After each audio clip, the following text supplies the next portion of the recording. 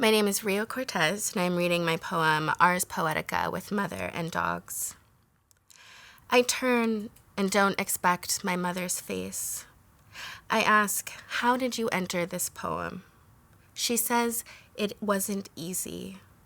She's dressed in my favorite horse print silk sheath and dripping lake water. Says she wore it to trick my lover. I want to ask, how could you? But instead, I reach behind her and break a vase she used to love.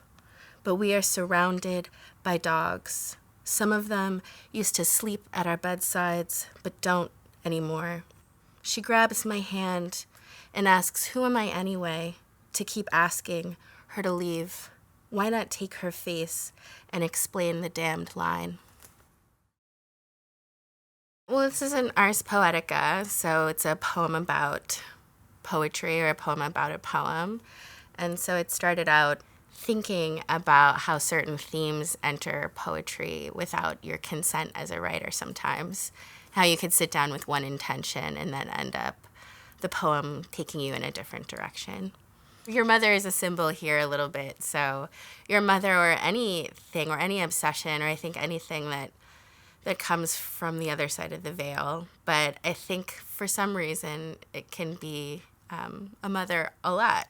I think mothers have a way of lingering in our consciousness in that way. At least my mother does. I'll speak for myself. And so, yeah, I think she had snuck into poems many times. And sometimes I'd wonder, like, why not other people? Like, are there not, but it's mothers are so archetypal also. So they can stand in for a lot of meaning.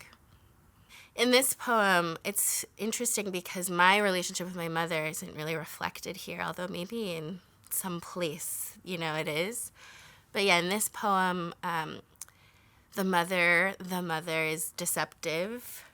She's a little manipulative, and the speaker of the poem and the mother are set to hurt one another. You're hurting me, I'm hurting you, this is intentional. And then, at a certain point, this is just this, I can solve this, I can resolve this alone. Yeah. And then I think about that in writing too, interpersonal relationships and poetry. Yeah.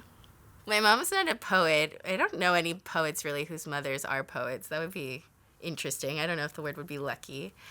But she's, happy I write poetry, and I think we're at a place now where she no longer asks me to explain it, but it's dreadful when anybody asks you to explain your poetry. It's a really frustrating endeavor. But I think I'm very impressed with her restraint now because she does appear in poetry, in my poems, and she still exercises, like, she doesn't always inquire about them. And I know that if I appeared symbolically or otherwise in my daughter's poetry, I would certainly pry. And so I think it's just a relationship that we've settled into over time. Yeah.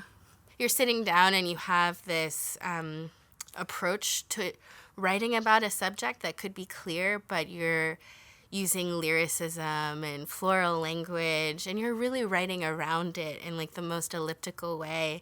And I think sometimes it's a nice reminder just to myself, like, all right, enough of that. Like, let's get to the meat of it. What is it that we're trying to talk about? So I think that comes together also in that last line of just explain it, Stop trying to make it beautiful and just tell it like it is. Yeah.